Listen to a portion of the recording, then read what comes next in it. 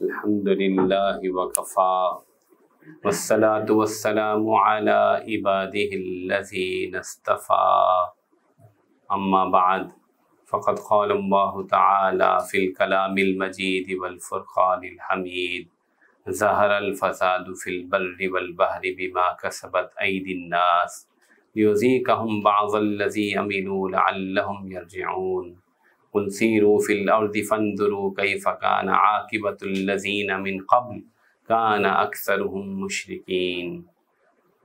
وقال تعالی فی مقام آخر وما اصابکم من مصیبۃ فبما کسبت ایدیکم ویعفو عن کثیر۔ صدق اللہ العظیم۔ اللہم صل علی سیدنا محمد وعلی آل سیدنا محمد وبارک وسلم۔ اللہم صل علی سیدنا محمد وعلی آل سیدنا محمد وبارک وسلم۔ دنیا کے اندر انسان کو مختلف قسم کی طاقتوں سے، فورسز سے، اسباب سے واسطہ پڑتا ہے، اور یہ اسباب، یہ طاقتیں، یہ فورسز ہر وقت کائنات میں عمل کر رہی ہیں، چل رہی ہیں۔ سائنس نے اس دور کے اندر آ کر ان فورسز کا تعارف کروا دیا، ان قوتوں کے نام بتا دیے، ان قوتوں کی اچھی پہچان کروا دی، اور پھر در حقیقت انسانوں کو انہی طاقتوں کا غلام بنا کے رکھ دیا، سارا یقین انہی طاقتوں پہ ڈال دیا، اور ہر شخص وہ ہر واقعے کے پیچھے کسی نہ کسی سبب، کسی نہ کسی علت، کسی نہ کسی فورس کی تلاش میں ہے، چاہے وہ فورس نظر آ رہی ہے یا نہیں نظر آ رہی، لیکن اگر وہ سائنسی فورس ہے تو وہ ویلڈ ہے، ہر شخص اس کے پیچھے لگا ہے کہ اس کے پیچھے کیا چیزیں، جیسے ہم دیکھتے ہیں وائرسز ہیں، بیکٹیریا ہیں، یہ نظر نہیں آ رہے، پینڈیمکس ہیں، یہ نظر نہیں آتے، لیکن سائنس چونکہ ان کے ہونے کا دعویٰ کرتی ہے اور ان سے بیماریوں کے پھیلنے اور اموات کے بارے میں خبریں پیش کرتی ہے، لوگ اس پہ بھی یقین کرتے ہیں۔ اور اس طرح آج سائیکلون آ رہا ہے، پہلے سیلاب آیا تھا، یہاں پہ باقاعدہ طور پہ ہوا کی فورس ہے یا ونڈ پاور ہے، یا اسی طرح جو ہے موسمی تبدیلیاں ہیں، ہیٹ ویوز ہیں، یہ ساری چیزیں بعض انسان کو نظر آتی ہیں، بعض نظر نہیں آتی، صرف سائنسدانوں کی بنائی ہوئی مفروضات اور تھیوریز بھی ہیں، کچھ چیزیں عملی طور پہ موجود بھی ہیں، ان کو ایسے بنا کر پیش کر دیا، اتنا بڑھایا، اسباب کی ان طاقتوں کو اتنی زیادہ قوت دی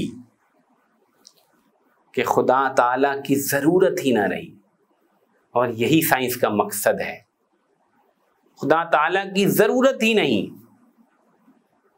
کیا ضرورت ہے؟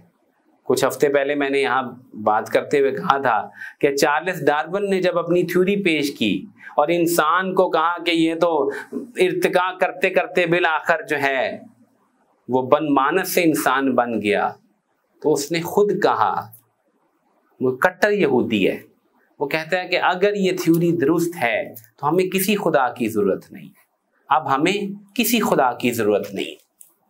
تو یہ تو ایک تھیوری تھی، لیکن آپ دنیا کے اندر دیکھیں، آج پاکستان میں ہوا کا طوفان آ رہا ہے، فلاں وقت میں داخل ہوگا، یہ اس کی ڈائریکشن ہے، اس طرف سے داخل ہوگا، یہ اس کی سپیڈ ہے، یہ اس کا قطر ہے، اتنی اس کے اندر فورس ہے، اتنا اس کا پریشر ہے، ونڈ کی سپیڈ یہ ہوگی، ایسے ایسے وہ رخ کرے گی، یہ تباہی مچا سکتی ہے۔ جو لوگ خبر کی دنیا سے وابستہ ہیں وہ اسی میں پریشان ہیں۔ اسباب سے کیا ہو جائے گا؟ اسباب، دنیاوی طاقتیں اتنی کیا قوت رکھتی ہیں؟ کیا ان کے اندر اتنی جان ہے کہ وہ ساری کائنات ہلا سکتی ہیں؟ اصل میں یہ بہت بڑا دھوکہ ہوا ہمارے ساتھ، مسلمان ہونے کے باوجود اللہ تعالیٰ کی ذات، فرشتے، اللہ کے بنائے ہوئے نظام، اور سب سے بڑھ کر اعمال جو اصل محرک ہیں حالات کا، اس سے بالکل یقین ہٹ گیا، اعمال پر نظر ہی ختم ہو گئی۔ حدیث کیا بتا رہی ہے، قرآن کیا بتاتا ہے، ہم کیا سوچتے ہیں؟ قرآن کہہ رہا ہے ظاہر الفساد فی البر والبحر بما کسبت ایدی الناس، جو فساد آ رہا ہے دنیا میں، جو خشکی میں تری میں طوفان آ رہے ہیں، زلزلے آ رہے ہیں، سائیکلون آ رہے ہیں، سیلاب آ رہے ہیں، موسم خراب ہو رہے ہیں، بارش ضرورت سے زیادہ بڑھ گئی ہے، کہیں خشک سالی ہے، کہیں دھوپ زیادہ ہے، کہیں ٹیمپریچر زیادہ ہے، یہ سب اعمال ہیں، اعمال ہیں۔ کتنا واضح فرق ہے، ایک طرف پوری سائنسی تہذیب ہے، وہ کہتی ہے یہ قوتیں ہیں، اور ایک طرف قرآن کہتا ہے یہ اعمال ہیں۔ ٹکراؤ تو دیکھو، جس کی سارا یقین قوتوں پر ہوگا وہ قوتوں کے پیچھے ہی جائے گا، وہ وہی انتظامات کرے گا، وہ حکومتیں، وہ لوگ، وہ ارباب اختیار، وہ سائنسدان، وہ عام آدمی، وہ ڈاکٹر، وہ انجینئر، وہ وہی سوچیں گے کیسے ان ہواؤں کو کنٹرول کر لیا جائے، کیسے ان وائرسوں کو کنٹرول کر لیا جائے، کیسے ان جراثیموں کو کنٹرول کر لیا جائے، حفاظتی تدابیر بتا دی جائیں۔ اور جن کا اعمال پہ یقین ہوگا وہ تو اب موجود ہی نہیں ہے، وہ تو دنیا سے لوگ ہی اٹھ گئے، وہ رخ کریں گے مسجدوں کا، وہ قنوت نازلہ پڑی جائے گی۔ کیا عجیب وقت تھا، مسلمانوں پہ کوئی تھوڑی سی مشکل آتی تھی ایسے نماز کے لیے مسجدوں میں جمع ہو جاتے تھے، فجر کی نماز کے بعد آواز بلند قنوت نازلہ پڑی جاتی تھی، مسلمان ایک دوسرے کے لیے روتے تھے، کہیں حالات کہیں ہوتے تھے، کسی ملک میں ہوتے تھے، مسلمان دوسرے ملکوں میں قنوت نازلہ پڑھ کے اللہ سے فریادیں کیا کرتے تھے، اے اللہ ہمارے مسلمان بھائیوں پہ یہ مشکل وقت آ گیا ہے، تو مدد کر، ہم توبہ کرتے ہیں۔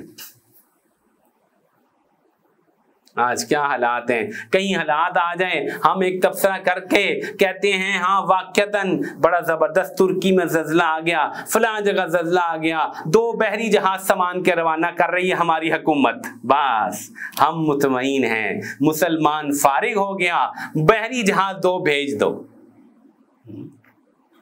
ہمارے ہاں سیلاب میں کیا ہوا، بڑی دنیا نے جہاز بھیج دیے، لیکن کوئی ہاتھ اٹھانے والا نہیں، کوئی امت میں رونے والا نہیں، کوئی امت میں مسجدوں میں جا کر قنوت نازلہ پڑھنے والا نہیں۔ آج پاکستان میں مشکل ہے، کل یمن میں، کبھی مصر میں، کبھی ملیشیا میں، تو سب ایک ہیں۔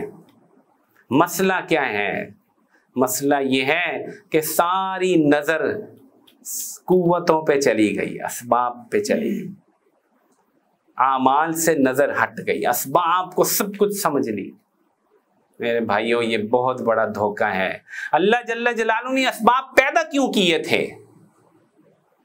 امتحان کے لیے پیدا کیے، خدا کی قسم یہ اسباب اللہ نے بنائے امتحان کے لیے ہیں، ورنہ اللہ تعالیٰ کو قدرت ہے بغیر اسباب کے سب کچھ کرنے کی، تو صرف آسمان سے جو چیزیں اتر رہی ہیں ان کو خفیہ کر دیا ہے، آگے اسباب کر دیے ہیں۔ خدا کی قسم یہ حقیقت ایسے ہے، ریٹ تو روزانہ آسمان سے اترتے ہیں، ریٹ تو چیزوں کے آسمان سے اترتے ہیں، ہمیں لگتا ہے جیسے اکانومی جو ہے کہیں کنٹرول ہوتی ہے، کوئی سٹاک ایکسچینج ہے، کوئی ڈالر کی قیمت ہے، کوئی پیٹرول کی قیمت ہے، اس سے چیزیں اوپر نیچے ہو رہی، اس سے نہیں ہو رہی، اس سے نہیں ہو رہی، رب کنٹرول کر رہا ہے۔ ساری دنیا کے بازاروں کے نرخ حدیث میں آتا ہے، فرشتے آ کے بولتے ہیں رب کنٹرول کر رہا ہے۔ لیکن مسئلہ یہ ہے کہ رب والے آج چلے گئے، اعمال پر یقین ختم ہو گیا، اسباب کو سب کچھ سمجھ لیا، ساری محنت کرو اسباب کو کر لی، اور اسباب کو بنانے میں لوگوں کی عمریں خرچ ہو رہی، حکومتوں کے مال خرچ ہو رہے ہیں، حفاظتوں کے انتظامات کرنے کے لیے کروڑوں روپیہ لگایا جا رہا ہے، لیکن جو اصل محرک ہے وہ اعمال ہے۔ اعمال سے مسلمان اس قدر مایوس ہو گیا۔ میں آپ کو 2-3 واقعات عرض کرتا ہوں، مشاہداتی باتیں بتاتا ہوں، قرآن و حدیث کی بات میں نے آپ کے سامنے رکھ دی، 2-3 مشاہدات بھی سن لیجئے۔ اعمال سے کس قدر مایوس ہو گیا، اسباب کا کس قدر زیادہ پختہ یقین ہو گیا. اور یہ بدیہی بات ہے، جب ایک چیز کا یقین بہت زیادہ بڑھتا ہے تو دوسری تو ہوا ہو ہی جاتی ہے. ایک صاحب مجھے ملے، میں پیدل ادھر سے آ رہا تھا، موٹر سائیکل روکی، کہا بچی کی شادی نہیں ہوتی، بچی کی شادی نہیں ہو رہی. اب ہمارا کیا طریقہ ہوتا ہے، یہی کہتے ہیں بھائی 2 صلاۃ الحاجت پڑھ لیجئے، فلاں وظیفہ پڑھ لیجئے، فلاں آیات کا ورد کر لیجئے. میں نے کہا یہ پڑھ لیجئے، کہا پڑھ چکا ہوں. میں نے کہا یہ پڑھ لیجئے، کہا سب پڑھ چکا ہوں. میں نے کہا یہ والا کر لیجئے، کہا سب کر چکا ہوں. وہ کوئی بہت ہی پہلے سے ہی بہت سارے وظیفے وغیرہ کر چکے تھے. میں نے کہا اچھا یہ بھی کر لیا، یہ بھی کر لیا، یہ بھی کر لیا. کہا ہاں سب کر لیا. پھر بھی کچھ نہیں ہوتا، پھر بھی کچھ نہیں ہوتا. پھر کہنے لگے مولوی صاحب مسئلہ یہ ہے اعمال سے نتائج ہی نہیں نکلتے، اعمال سے نتائج ہی نہیں نکلتے، اعمال سے نتائج ہی نہیں نکلتے. اوہو عجیب بات، میں تو ہل کے رہ گیا. میں نے کہا واللہ بڑی عجیب بات اس شخص نے کر دی. ہماری تو ساری امید ہی اعمال پر ہے کہ عمل سے نتیجہ نکلے گا، اور یہ کہہ رہے ہیں عمل سے نتیجہ نکلتا ہی نہیں ہے. چھوٹی سی غلطی ہوئی ہے. غلطی یہ ہے کہ عمل سے نتیجہ ارجنٹ نکالنے کی کوشش کی ہے. سمجھ رہے بات کو؟ کہتے ہیں نا یہ آپ نے پاسپورٹ بنوانا ہے نا، اچھا جی ذرا جلدی سے زیادہ والی فیس دے دو، ایگزیکٹو فیس دے دو، 1 دن میں پاسپورٹ آ جائے گا، ارجنٹ ڈلیوری ہو جائے گی، ٹھیک ہے. اور نارمل فیس دے دو تو 1 ہفتے میں آ جائے گا. سمجھتے ہو آپ اس بات کو؟ اسباب زیادہ لگائے، مال زیادہ لگایا، ادھر سے جلدی ارجنٹ آ گیا. ایسے نہیں ہے یہاں پر، اللہ کے یہاں ایسے نہیں ہے. 2 نفل پڑھو گے تو ہفتے بعد دعا قبول ہوگی، 6 پڑھ لو تو 1 منٹ میں دعا قبول ہو جائے گی. ایسی کوئی بات اللہ تعالیٰ نے نہیں فرمائی. ہاں لیکن مسلمان اصل میں عمل سے مایوس ہو چکا ہے، نتیجے سے مایوس ہو چکا ہے. یہ بات ہے. کہہ رہا ہے نہیں نکلتا نہیں نتیجہ، نکلتا نہیں نتیجہ. اصل میں نتیجہ نکلتا ہے، ذرا لیٹ نکلتا ہے، یقین والے کا نکلتا ہے. دوسرا واقعہ پچھلے سال حج پہ پیش آیا. مدینہ منورہ میں تھا، ایک صاحب کے ساتھ بیٹھا تھا. کہنے لگے کچھ دوست آئے ہوئے تھے حج پر. ایک صاحب کو بہت سخت سر میں درد تھا. میں نے کہا 7 دفعہ سورۃ فاتحہ پڑھ لیجئے. انہوں نے کہا کیا ضرورت ہے، اس سے کیا ہوگا، آپ پیناڈول کی ایک گولی لا دیں. میں نے کہا اللہ اکبر. میں نے ان کو ایک بات کی، میں نے کہا اگر وہ شخص 1000 مرتبہ بھی سورۃ فاتحہ پڑھ لیتا، خدا کی قسم اس کو کوئی فائدہ نہیں ہونا تھا. ہاں پیناڈول کی آدھی گولی نہیں، 1/4 گولی سے بھی فائدہ ہو جانا تھا. اس کی وجہ میں آپ کو بتاتا ہوں. کتنے لوگ ہیں جن کو ڈاکٹروں کے ٹیکوں پر یقین ہے اور ڈاکٹر پانی بھر کے ٹیکا لگاتا ہے اور ٹھیک ہو جاتے ہیں. یقین مانیے آپ، صرف پانی بھر کے ٹیکا لگاتا ہے. ہمارے ہاں تو کثرت ہے نا لوگوں کی. 500 روپے لیا، انہوں نے پتا ہے کہ اس کو تو بغیر ٹیکے کے یقین آنا نہیں ہے، پانی بھرا اور ٹیکا لگا دیا، وہ ٹھیک بھی ہو گیا. یقین ہے ٹیکے سے ٹھیک ہوگا کیونکہ اس نے 500 روپے دیا ہے، اس نے اسباب لگائے ہیں، اس نے مال لگایا ہے. اس کے سامنے ظاہر میں ایک ٹیکا اس کے بدن کے اندر گیا ہے، اگرچہ اس میں پانی ہے. یہ وہ پانی ویسے منہ سے پیتا اسے شفا نہ ہوتی، لیکن یہی پانی تھوڑا سا 5 ملی لیٹر 1 سی سی 5 سی سی ایک ٹیکے سے اندر گیا اور شفا ہو گئی. یہ 1000 مرتبہ سورۃ فاتحہ بھی پڑھتا ہے، اس کو شفا نہ ہوتی. اس کا یقین نہیں ہے عمل پر. جو یقین اس گولی پر ہے اس کو اسی سے شفا ہوگی. ہاں اسی سے شفا ہوگی. تو میرے بھائیوں یہ کیا ہے، یہ کیا ہو رہا ہے؟ یہ اصل میں اللہ جل جلالہ کا امتحان ہے، اسباب کا اور اعمال کا. اعمال سے ہوگا جی ہوگا، یقین ہے نہیں، یقین تو نہیں ہے، پھر نہیں ہوگا، پھر نہیں ہوگا. اسباب سے ہوگا جی ہوگا، یقینی نہیں ہے यकीनी नहीं असबाब से होना। हाँ, हो भी जाएगा, नहीं भी होगा, लेकिन यकीन है असबाब पर। हो जाएगा तो बड़े खुश होंगे, असबाब पे यकीन बढ़ जाएगा। और अगर नहीं होगा फिर भी असबाब को बुरा भला नहीं कहेंगे, किस्मत को ही कोसेंगे। हाँ, किस्मत को ही कोसेंगे, असबाब को बुरा भला फिर भी नहीं कहेंगे, क्योंकि असबाब पे यकीन इतना ज्यादा है। और आमाल से ना हुआ तो आमाल ही छोड़ देंगे। मेरे भाइयों, असबाब एक ताकत है, और असबाब के पीछे मुसब्बिबुल असबाब तो अल्लाह की जात है। और असबाब को अल्लाह जल्ल जलालहू ने बनाया और पैदा इसलिए किया कि इंसान का इम्तिहान कर सके, और इंसान की नजर वाक़ियतन असबाब में अटक जाती है। मोमिन वो होता है जिसकी नजर असबाब के पार जाए, असबाब से पार देखे, वो होता है मोमिन। लेकिन आज का ये फितना वो बहुत ज्यादा है। असबाब की ताकत, असबाब की कुव्वत, उसको खुदा बना दिया गया, और लोग उसी कुव्वत से बहुत ज्यादा मरगूब हैं। आमाल से होने का ना उनको यकीन है, ना वो आमाल से हिफाजत का यकीन रखते हैं, ना रोजी का यकीन रखते हैं, ना सेहत का यकीन रखते हैं, ना आमाल से किसी काम के यकीन रखते हैं, ना आमाल से रिश्ता होने का यकीन रखते हैं, ना आमाल से सर दर्द तक ठीक होने का यकीन नहीं रखते। इसलिए कुछ भी नहीं होता।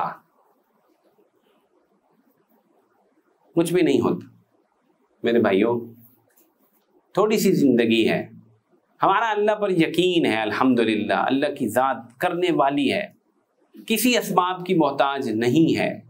फिर हम क्यों ऐसे सोचने लग पड़ते हैं कि कैसे होगा, अल्लाह कैसे करेंगे। कोई आपको कह दे कि क्या हुआ जी, अल्लाह ने सेहत दे दी, मगर हुआ क्या? वो कहता है हुआ क्या, वो तो बताओ ना। यानी अल्लाह ने कैसे सेहत दे दी, वो जानना चाहता है कि वो सबब बताओ जिसमें अल्लाह ने सेहत डाली। वो मानता ही नहीं है कि बगैर सबब के अल्लाह सेहत दे भी सकते हैं, वो मानता ही नहीं बेचारा। तो भाई हमें करना क्या है? मुख्तसर वक्त है, कोई लाए अमल तय कर लें। कैसे हिफाजत होगी, कैसे सेहत मिलेगी, कैसे आमाल से जिंदगी में बरकत आएगी, आमाल से रोजी कैसे मिलेगी। सबसे असल चीज तो यकीन है। यकीन कैसे बनेगा? देखो, यकीन एक तरीके से बनता है, यकीन के बनने का एक प्रोसीजर होता है। यकीन भी आहिस्ता आहिस्ता बनता है, बतदरीज बनता है। यकीन भी तदरीजन बढ़ता है, पुख्ता होता है, ईमान कवी होता है। तो पहली बात क्या है? आमाल से होने का यकीन बतकल्लुफ करो, बतकल्लुफ आमाल को इख्तियार करो इस यकीन के साथ कि हाँ होगा, इसी से होगा। हाँ, ये बात। दूसरी बात समझ लीजिए, रसूलुल्लाह सल्लल्लाहु अलैहि वसल्लम ने फरमाया, जो अहदीस बताई, इनमें अल्लाह ताला ने जो जो वादे किए हैं वो सब आमाल के साथ। दूसरी बात जो जिसको मुस्तहज़र करना है वो ये है कि आमाल को बतकल्लुफ करना भी है, और बार बार उन अहदीस का, उन आयात का तकरार करने अपने ज़हन में, जिससे ये पता चलता है कि अमल के साथ अल्लाह का वादा है। रोजी का वादा किस चीज के साथ है? आप बताइए। रोजी का वादा किस चीज के साथ है? नमाज के साथ। रोजी का वादा किस चीज के साथ है? नमाज के साथ। पहली बात तो ये जानना ही जरूरी है ना कि रोजी का वादा है किस चीज के साथ। आप किसी आम आदमी से बोले रोजी का वादा किस चीज है, वो कहेगा नौकरी के साथ है, दुकान के साथ है, तिजारत के साथ है, खेत के साथ अल्लाह ने रोजी का वादा किया। नहीं, कोई वादा नहीं किया, कहीं नहीं लिखा कि जिसकी खेत होगा उसको रोजी मिलेगी, जिसकी नौकरी होगी उसको रोजी मिलेगी। हाँ, असबाब हैं, ठीक है, अल्लाह देते हैं, अल्लाह देने वाले हैं। वादा किस चीज के साथ है भाई? नमाज के साथ। नमाज के साथ वादा है कि रोजी मिलेगी। कौन सी आयत है? वामुर अहलका बिस्सलाती وَاسْتَبِرْ عَلَيْهَا لَا نَسْأَلُكَ رِزْقًا نَحْنُ نَرْزُقُكَ۔ آپ خود بھی نماز پڑھیے اور گھر والوں کو بھی نماز کا حکم دیجئے۔ ہم آپ سے روزی کموانا نہیں چاہتے، روزی ہم دیں گے، روزی ہم دیں گے۔ بالکل پکا وعدہ ہے، بالکل پکا وعدہ۔ اب مسئلہ یہ ہے کہ یہ اس وعدے کو دل میں کیسے پختہ کرنا ہے بھائیوں، کیسے پختہ کرنا، کیسے پختہ کرنا ہے؟ بار بار بار بار وعدے کا تکرار، وعدے کا استحضار۔ نماز پڑھیں گے اللہ روزی دیں گے، نماز پڑھیں گے اللہ روزی دیں گے، نماز پڑھو نماز پڑھو، پھر جائیں گے پھر نماز پڑھیں گے۔ اچھا اب کرنا کیا ہے؟ 2 نفل پڑھے، 4 فرض پڑھے، 2 نفل پڑھے، روزی مانگی، جو چیز روزی میں چاہیے، رشتہ چاہیے، صحت چاہیے، ڈگری چاہیے، مال چاہیے، اللہ سے مانگا، پھر نہیں ملا، نتیجہ نہیں نکلا۔ آپ نے کہا نہیں اعمال سے تو کچھ نہیں ہوتا بھائی، اعمال سے تو کچھ نہیں ہوتا، بس یہ غلطی ہے۔ تیسرا کام یہ ہے دوبارہ وہی عمل کریں گے، وعدہ پکا ہے، وعدہ پکا ہے، کہیں گے ہم نے نماز صحیح نہیں پڑھی، وعدہ پکا ہے، اپنے آپ کو قصوروار ٹھہرا لو۔ اسباب میں بھی تو کرتے ہو نا، ہماری قسمت خراب تھی، میں نے دکان تو بنائی تھی، قسمت میری خراب تھی نہیں چلی، وہاں تو اپنی قسمت کو کوستے، دکان کو نہیں کوستے، یہاں عمل کو چھوڑ دیتے ہو۔ تو کیا کر لو؟ دوبارہ نماز پڑھ لو، دوبارہ نماز پڑھ، پھر پڑھ لو، پھر رات کو پڑھ لو، پھر دن میں پڑھ لو۔ کوئی اللہ آپ کا وعدہ ہے، آپ نے روزی نماز سے دینی ہے، میں آپ کا بندہ ہوں، انی عبدک وابن عبدک وابن امتک، میں آپ کا بندہ ہوں، آپ کے بندے کا بیٹا ہوں، آپ کی باندی کا بیٹا ہوں، ناصیتی بیدک، میری پیشانی آپ کے قبضے میں ہے، میں آپ پر یقین ہے مجھے، آپ مجھے روزی دیجئے۔ اللہ دیں گے روزی۔ مشکل پڑ جائے تو وعدہ کس پر ہے؟ تقوی پر وعدہ ہے۔ وَمَن يَتَّقِ اللَّهَ يَجْعَل لَّهُ مَخْرَجًا، جو اللہ سے ڈرے گا اللہ اس کو مشکل سے نکالے گا۔ اب مشکل پڑ گئی، اب کیا کرنا ہے؟ توبہ کر لو، سارے گناہوں کی معافی مانگو، نیکی کرو، گناہوں سے بچو۔ پھر وہ کام پورا نہیں ہوا، مشکل حل نہیں ہوئی، پھر دوبارہ کر لو، پھر دوبارہ توبہ کر لو۔ تو وعدہ اللہ کا سچا ہے، ان اللہ لا یخلف المیعاد، اللہ تعالیٰ اپنے وعدے کے کبھی خلاف نہیں کرتا۔ آپ سب کو یقین ہے اس بات کا؟ یقین ہے تو اس وعدے کو حاصل کرنے کے لیے بار بار اللہ کی دربار میں حاضر ہونا ہے، بار بار اس سے درخواست کرنی ہے کہ اللہ آپ کا وعدہ ہے اور میں اس وعدے پر پورا یقین رکھتا ہوں، پورا یقین ہے مجھے کہ یہ ہوگا۔ زکوٰۃ سے مال بڑھے گا اور مال کی حفاظت ہوگی، دیں گے اللہ۔ جو ہی ہم نے وعدے پر یقین گھٹایا ساتھ ہی معاملہ ختم، 1 منٹ میں ختم۔ ایک صاحب مجھے ملے، بڑے بزرگ ہیں لاہور کے، کہنے لگے میں نے مدرسے کے لیے ایک پلاٹ خریدا، 1.5 کروڑ روپیہ اس کا میں نے ادا کرنا تھا۔ پرانی بات ہے، اس وقت 1.5 کروڑ روپیہ بہت بڑی رقم ہوتی تھی، آج کل تو ایسے کچھ بھی نہیں، آج کل تو عام چھوٹے چھوٹے مکان 6 کروڑ کے ہو چکے ہیں، وہ بڑی زمین انہوں نے لی تھی 1.5 کروڑ روپیہ دینا۔ کہا بہت پریشان تھا میں، ایک جگہ مسجد میں گیا، نماز پڑھی، ایک بزرگ ملے، کہا کیوں پریشان ہو؟ میں نے کہا 1.5 کروڑ روپیہ دینا ہے۔ کہا 15 لاکھ روپیہ صدقہ کر دو۔ میں نے کہا کیا مطلب؟ کہا 15 لاکھ روپیہ صدقہ کر دو، اللہ کے نبی نے فرمایا 10 گنا جو ہے اللہ واپس دیں گے۔ اب وہ 10 گنا تو آخرت میں بھی مل سکتا ہے، دنیا میں ملنا تو ضروری نہیں ہے، لیکن میں نے کہا بس کر دو۔ کہا پہلے 1.5 کروڑ قرضہ تھا، میں گھر آیا، میں نے اور 15 لاکھ روپیہ ارینج کیا اور وہ صدقہ کر دیا۔ میں نے کہا پھر کیا ہوا؟ کہا پھر سرکل آسمان کا حرکت میں آیا، 3 مہینے میں 1.5 کروڑ اللہ نے مجھے دیا۔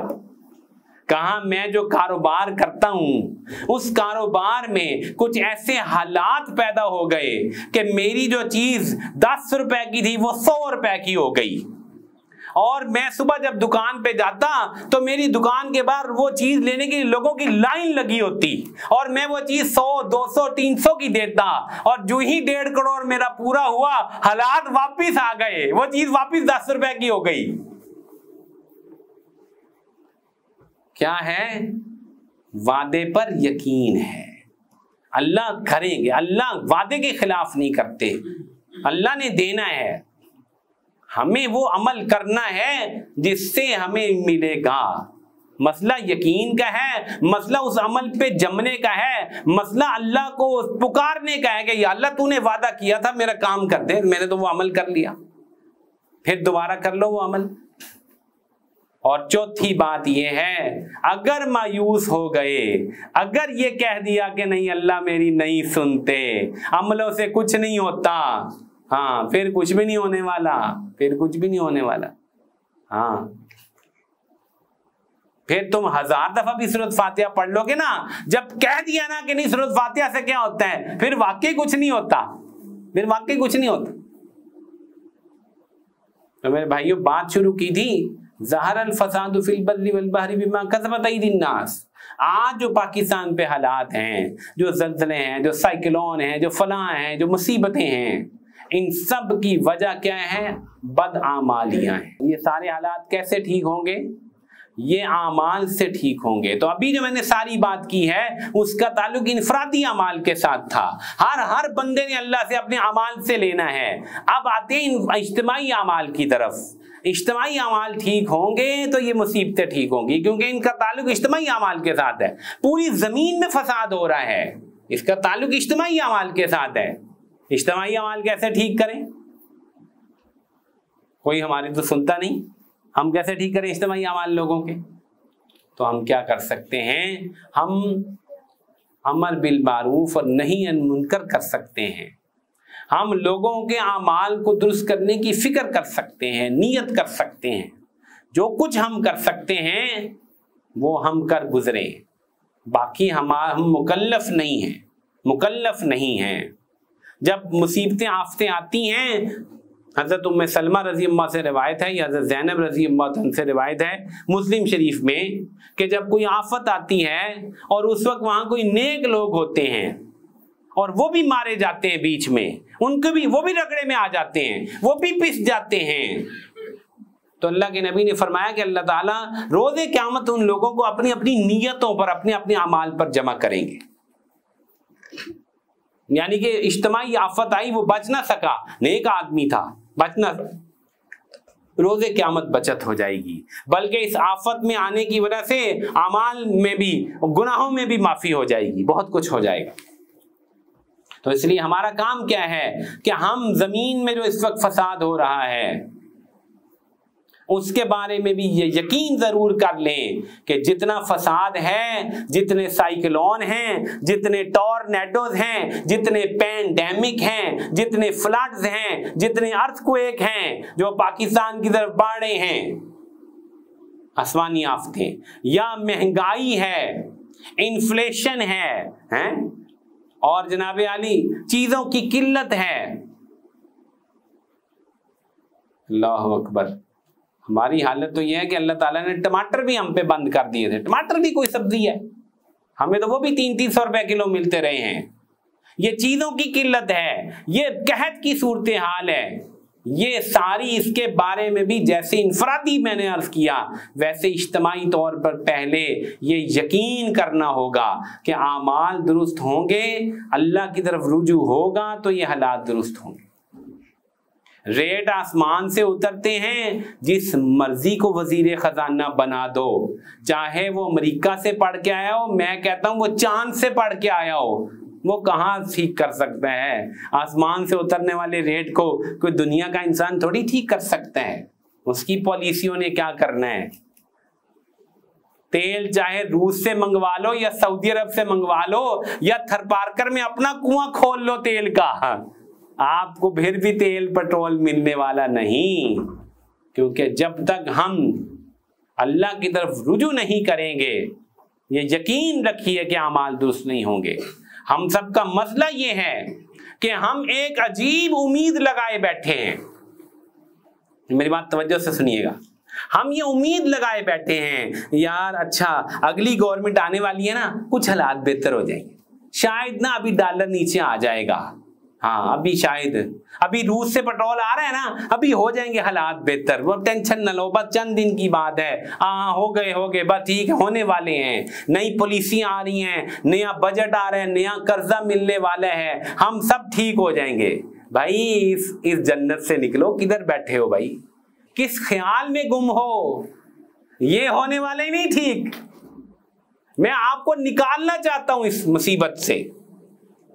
یوں کہو یہ حالات ٹھیک ہونے والے نہیں, کیونکہ ہم اللہ کی طرف رجوع کرنے پر تیار نہیں.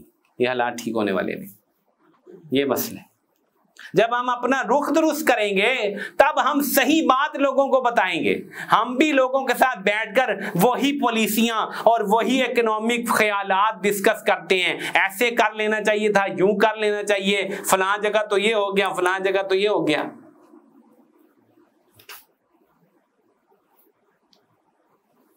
یہ ہمیں سمجھ نہیں آتی کہ جب توبہ ہوگی, جب دین نافذ ہوگا, جب اللہ کے احکامات کے اوپر آئیں گے, جب قوم نماز پڑھے گی, مہنگائیاں خود ختم ہو جائیں گی. افغانستان کا کیا حال تھا جب افغانستان طالبان کے پاس گیا ہے, وہ کہتے ہیں کہ لوگ مر جائیں گے بھوک سے. بہت زیادہ خبر تھی کہ ان قریب 10-15 لاکھ لوگ مر جائیں گے بھوک سے, کچھ نہیں ہے ان کے پاس.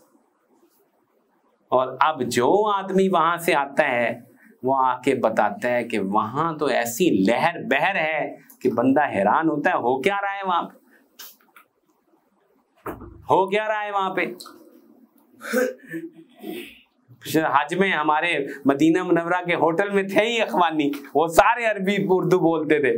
3-4 سے میں نے بیٹھ کے گفتگو کی. شاہ عالم مارکیٹ آتے کپڑا لینے کے لیے, اور اتنی وہاں سہولت ہے, اتنی مہنگائی کم ہو چکی ہے. وہاں مہنگائی جو ہے 0.6% ہے اور پاکستان میں 38.6% ہے. اب آپ کہیں گے کہ وہاں کے وزیر خزانہ بہت سمجھدار ہیں. کون سا وزیر خزانہ جو ٹوٹی ہوئی چپل پہنتا ہے, اس نے تو انگریزی کا ایک لفظ نہیں پڑھا. کون سی زراعت اور کون سی تجارت, وہاں کیا ہو رہا ہے, صرف اور صرف نماز قائم ہوئی ہے وہاں پہ. نماز کا نظام قائم ہوا ہے, حدود کا نظام قائم ہوا. نظام نماز کی وجہ سے یہ سارا رزق ملا ہے. جو قوم نماز پہ آئے گی روزی پائے گی, یہ بات ہے, وہی بیان نہیں کرتا ہے. تو میرے بھائیوں سمجھ لیجئے, ایک اسباب ہیں اور ایک اعمال ہیں. سارے کے سارے نتیجے وہ اعمال سے نکلیں گے, اور خوشی اور طریقہ جتنا فساد ہے وہ اعمال سے دور ہوگا, نماز سے دور ہوگا, توبہ سے دور ہوگا. سارے مل کے جب اس پر آئیں گے سارے حالات درست ہو جائیں گے. جب تک نہیں آئیں گے یہ حالات ایسے ہی رہیں گے. بالکل امید چھوڑ دو, پاکستان میں رہنا ہے ایسے ہی رہو, کیونکہ یہاں حالات بدلنے والے نہیں ہیں. اور اپنی ذات کے اندر اعمال سے یقین پیدا کرو, تاکہ جو اوپر سے مصیبتیں آ رہی ہیں وہ تو آنی ہیں, کچھ تھوڑی سی آپ کی زندگی آسان ہو جائے گی. زندگی آسان ہو جائے گی آپ کی اعمال پہ, اعمال بڑھانے سے, اعمال پہ یقین کرنے سے, نماز کو بڑھانے سے, صدقے کو بڑھانے سے, زکوٰۃ کو بڑھانے سے, توبہ کو بڑھانے سے, تہجد کو بڑھانے سے آپ کی زندگی میں آسانی پیدا ہو جائے گی. کچھ آسانی ہو جائے گی, اوپر جو مشکل ہے وہ تو آسان نہیں ہوگی.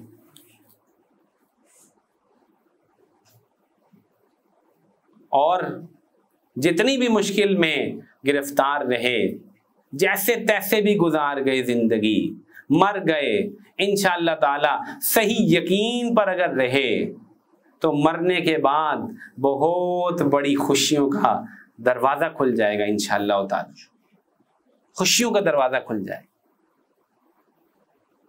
کل ایک صاحب نے مجھے فون کیا, میسج کیا, کہا کہ بس اپنی زندگی کو دیکھتا ہوں تو مشقت ہر روز بڑھتی چلی جا رہی ہے.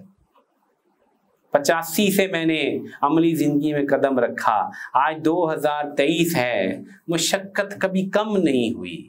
میں نے سوچا تھا مشقت کم ہو جائے گی، ایک وقت آئے گا زندگی میں سکون ہو جائے گا، آسانی ہو جائے گی۔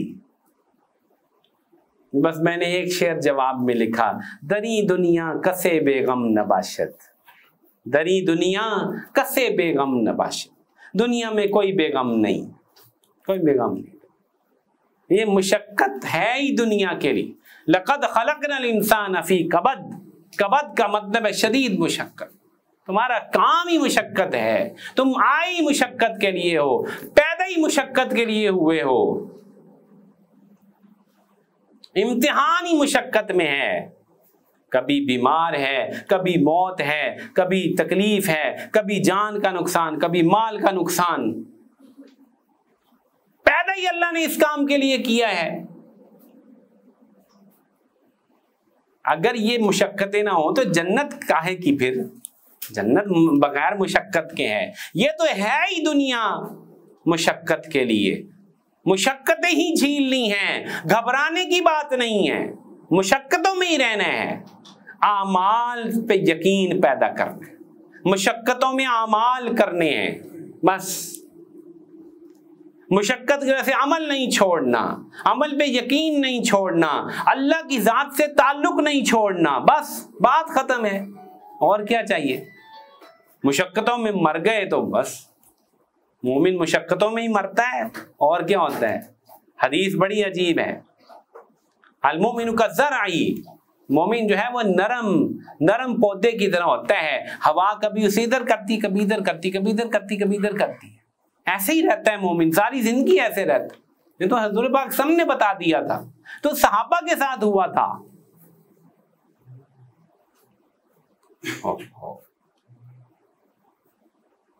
دل چاہتا ہے آپ میں سے اگر کوئی صاحب ذوق ہو، تاریخ دعوت و عزیمت ایک کتاب ہے، تاریخ دعوت و عزیمت 6 جلدوں میں شائع ہوئی ہے۔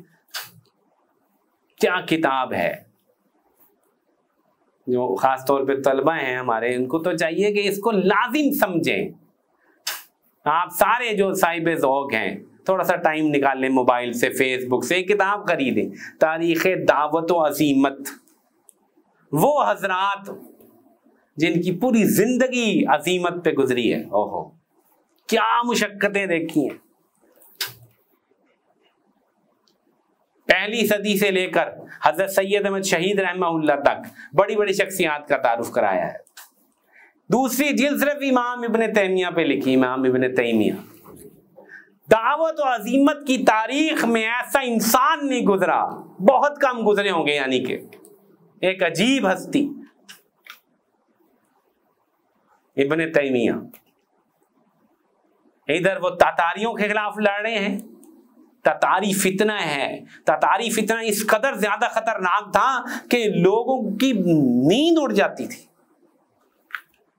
تاتاری جب پہنچ رہے ہوتے تھے کسی شہر کے بعد تو لوگوں کے تو کلیجے پھٹ رہے ہوتے تھے، اور ابن تیمیہ اس وقت تاتاریوں کے خلاف جہاد کر رہے ہیں، اور ایسا جہاد کیا اور ایسی بہادری دکھائی، اور باطل فرقوں کے خلاف جہاد کر رہے ہیں، اور نصارہ کے خلاف جو ہے کتابیں لکھی، مناطقہ اور فلاسفہ اور شیعہ کے خلاف رد کیا، حکومت کو حق بیان کرتے ہیں، کبھی اس جیل خانے میں، کبھی اس جیل خانے میں، آخر میں تو ایک کنویں میں ہی قید کر دیا۔ چلو اللہ اکبر۔ تفسیر میں آتے ہیں تو تفسیر لکھ رہے ہیں، ہزاروں تفسیروں کا مطالعہ کیا، یعنی اس قدر زیادہ عظیمت ہے، اس قدر زیادہ مشقت برداشت کی ہے، ایسی ایسی جگہوں سے وہ گزرے ہیں ابن تیمیہ رحمہ اللہ۔ انسان کو لگتا ہے کہ ہم تو کچھ کر ہی نہیں رہے، ہمارے بزرگوں نے کیا کیا تکلیفیں برداشت کی، لیکن پھر وہی بات ہے، عمل ان کا پیہم تھا۔ اس مشقتوں میں، تکلیفوں میں بھی کبھی انہوں نے اعمال میں کمی نہیں آنے دی تھی، عمل پہ یقین ختم نہیں ہوا تھا۔ مجاہدہ، مشقت اسی درجے کی تھی، عاجزی اسی درجے کی تھی۔ آخری وقت تھا ابن تیمیہ کو اس تہ خانے میں، اور اس درجے کی عاجزی تھی، اپنے آپ کو کچھ سمجھتے ہی نہیں تھے۔ یہ حضرات تھے تو ہمارے لیے یہ نمونہ ہے یہ حضرات، ان کی زندگی، اگر ہم ان کو پڑھیں اور اپنے آپ کو عمل پر قائم رکھیں، اپنا تعلق اپنے رب سے مضبوط رکھیں، اللہ جل جلالہ ضرور کرم کا فیصلہ فرمائیں گے، ضرور آسانیوں کے معاملے کھولیں گے۔ فَإِنَّ مَعَ الْعُسْرِ يُسْرًا إِنَّ مَعَ الْعُسْرِ يُسْرًا، عسر ایک ہے، یسرین دو ہیں، تنگی ایک ہے، آسانیاں دو ہیں۔ یہ تمام مفسرین نے مضمون بیان کیا ہے۔ اس ایک تنگی کے وقت میں جو ہم سب پر ہے، رجوع اللہ ہو، اعمال پہ یقین ہو، نماز زیادہ ہو، ذکر زیادہ ہو، صدقہ زیادہ ہو، اور ہر بندے کو اس بات کی دعوت ہو کہ عمل سے ہوگا، عمل پہ یقین کو لانا ہوگا، تو اللہ جل جلالہ ضرور ان آندھیوں کے اندر ہماری حفاظت فرمائیں گے اور ہمیں اپنے دین پر ثابت قدم رکھیں گے اور ایمان پر موت نصیب فرمائیں گے۔ اللہ تعالیٰ سے دعا ہے کہ اللہ تعالیٰ ہمیں عمل پر یقین پہم نصیب فرما دے۔ وآخر دعوانا ان الحمد للہ رب العالمین۔